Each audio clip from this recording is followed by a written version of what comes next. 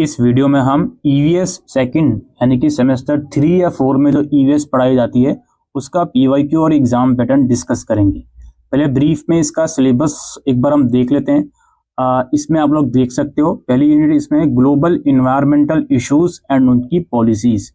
इसमें climate change हो गया, इंटरनेशनल एग्रीमेंट एंड प्रोग्राम हो गया, इसमें अर्थ समिट हो गया, मॉन्ट्रियल एंड क्योटो प्रोटोकॉल हो गया, आपका सस्टेनेबल डेवलपमेंट गोल्स का रिलेटेड क्वेश्चन होगा, इन्वायरमेंटल लेजिस्लेशन इन इंडिया हो गया, इसमें वाइल्ड लाइफ प्रोटेक्शन एक्ट है, water prevention and control of pollution act है, फॉरेस्ट एक्ट है, एयर एक्ट है, इन्वायरमेंट प्रोटेक्शन एक्ट है, और लास्ट में आपको बायोडाइवर्सिटी एंड कन्वर्जेशन। बायोडाइवर्सिटी क्या होता है, लेवल क्या क्या होते हैं इसके, India as a mega biodiversity nation, ये सब चीज़ें आप पढ़ने वाले हो। इसके बाद human communities and its environment, human population growth, इसका क्या इम्पैक्ट हुआ ह्यूमन हेल्थ पे, इन्वायरमेंट पे, ये सब चीज़ें आप इसमें पढ़ोगे। ठीक है, आइए चलते हैं इसके पीवाईक्यू और एग्जामिनेशन पैटर्न की तरफ। देखिए दोस्तों, पेपर आपका 1 घंटे का आएगा, 30 मार्क्स का आएगा। अब यहाँ पे काफ़ी लोग बोलेंगे कि सर पेपर पहले तो 50 मार्क्स का भी देखा है हमने, 70 नंबर का भी देखा है। देखो पेपर आपका 30 नंबर का आएगा, चीज़ें रिवाइज हुई हैं। एसओएल में भी, रेगुलर में तो ऑलरेडी 30 का ही आता था। क्रेडिट्स के हिसाब से आपका पेपर आएगा। इसका थ्योरी का एक ही क्रेडिट है तो 40 मार्क्स उसके हो गए, जिसमें से 25% यानी कि 10 मार्क्स इंटरनल के हो जाते हैं और बचे हुए 30 मार्क्स का थ्योरी पेपर होता है। ठीक है, तो मेरे हिसाब से 30 नंबर का आपका पेपर आने वाला है, राइट। अच्छा, अब यहाँ पे अब एसओएल की क्या गारंटी है वो हम नहीं ले सकते, हमारी समझ के हिसाब से 30 नंबर का ही पेपर आएगा। तो पेपर आप यहाँ पे देख सकते हो।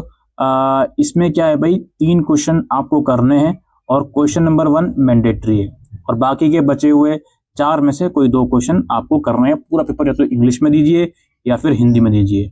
पहला क्वेश्चन हमारे पास है, इसमें आपको डिफाइन करना है, कंपल्सरी क्वेश्चन है पहला, जिसमें आपका endemic species, carbon footprint, sustainable development और अम्ब्रेला स्पीशीज और सेक्रेड ग्रोव, ये 5 मार्क्स का है। पहले क्वेश्चन का ए पार्ट था ये। इसका बी पार्ट है, आपको फिल इन द ब्लैंक करनी है।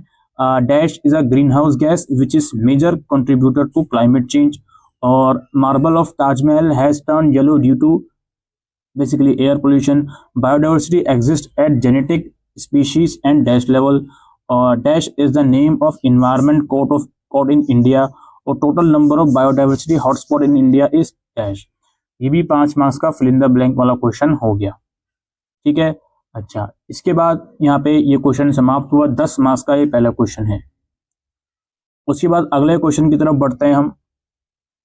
क्वेश्चन नंबर 2 यहाँ पे देखिए, आपको डिफरेंशिएट करना है किन्हीं दो में। क्वेश्चन नंबर 2 में किन्हीं दो में डिफरेंशिएट करना है आपको, native species and invasive species, और national green tribunal versus national green corps, और in situ strategy versus ex situ strategy for species conservation. इन 3 में से किन्हीं 2 पर आपको डिफरेंशिएट करना है। फिर है नेक्स्ट क्वेश्चन, आपको शॉर्ट नोट लिखना है किन्हीं 2 पर।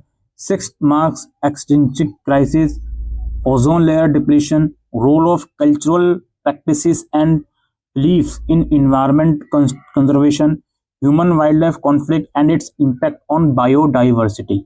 इन 4 में से आपको किन्हीं 2 के ऊपर शॉर्ट नोट लिखना है 10 मार्क्स में।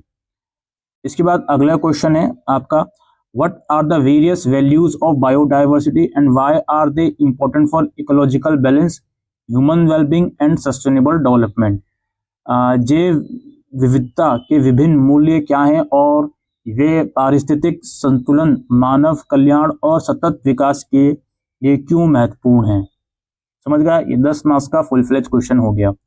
और लास्टली आपका, why is environmental legislation important in India, especially in the context of industrial growth, urbanization and biodiversity conservation।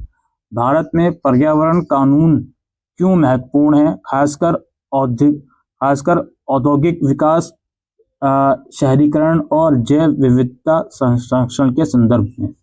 ये आप लोगों का पीवाईक्यू और एग्जामिनेशन पैटर्न था दोस्तों, ईवीएस सेकंड का, जो सेमेस्टर 3 या 4 में पढ़ाया जाता है।